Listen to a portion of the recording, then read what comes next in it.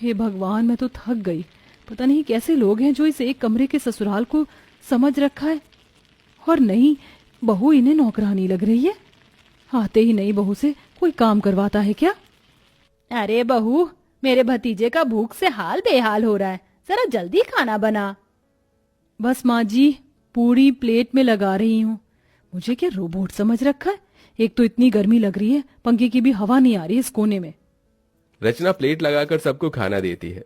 खत्म हो जाने पर बैठने आती है कि लहंगे की वजह से उसका पैर फिसल जाता है और माधव उसे संभाल लेता है। रचना, तुम ठीक तो हो ना? आप तो रहने दीजिए, आपको मेरी कोई फिक्र नहीं है।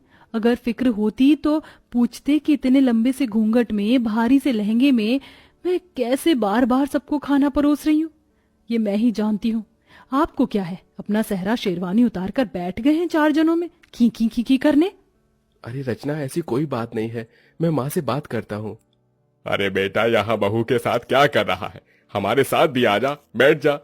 और बहू, राजन विनोद की प्लेट खाली है, जा उन्हें सब्जी पूरी दे दे। जी जी, अभी। और तुम तो छोड़ो मेरा हाथ। वो समय रचना अपने पति के पेट में एक कोहनी मारकर चली जाती है। आउच! क्या हुआ बेटा? कुछ नहीं ताऊ जी। फिर सबको खाना देने के बाद रचना थक जाती है और बैठे बैठे सो जाती है। उसे देख कश्मीरा जगाने जाती है तो माधव मना कर देता है। बुआ जी, उसे उठाइएगा मत, बेचारी गृह प्रवेश के बाद से ही सबको खाना दे रही है, एक पल के लिए भी बैठी नहीं है। और देखिए कितना पसीना आ रहा है, उसे लहंगा भी नहीं उतारने दिया आप सबने, थोड़ा तो रहम कीजिए। ओहो, देख रही है, तेरा बेटा अभी से ही बहू के पक्ष में हो गया। चलो अच्छी बात है, हम कौन से तुम्हारी पत्नी को परेशान कर रहे हैं, सोने दो। माधव पास के बिस्तर पर उसे सुला देता है और एक पर्दा डाल देता है, जिससे सारे बड़े बुजुर्ग रिश्तेदार उसे ना देखें।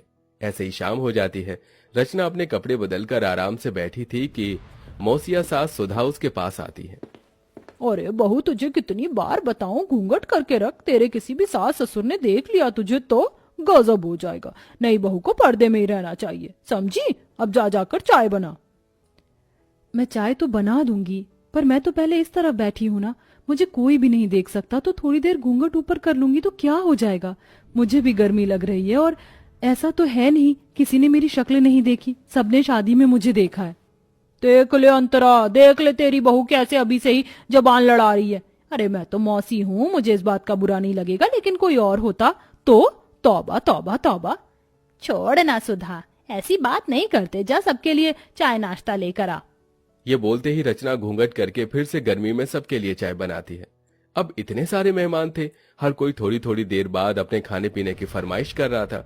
ऊपर से हल्की साड़ी पहनने पर विनोद कहता है, देखो रचना, मैं तुम्हारे जेठ की तरह हूँ और अभी तुम्हारी नई शादी हुई है, इसलिए बता रहा हूँ, इतनी हल्की साड़ी मत पहनो। जो नई नवेली दुल्हन हो तो थोड़ी भारी साड़ी पहनो।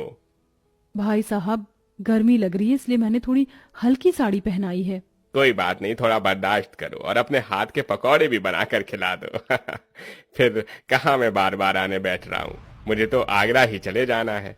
अब मेरा भेजा फ्राई हो रहा है, शादी करके पछता रही हूँ।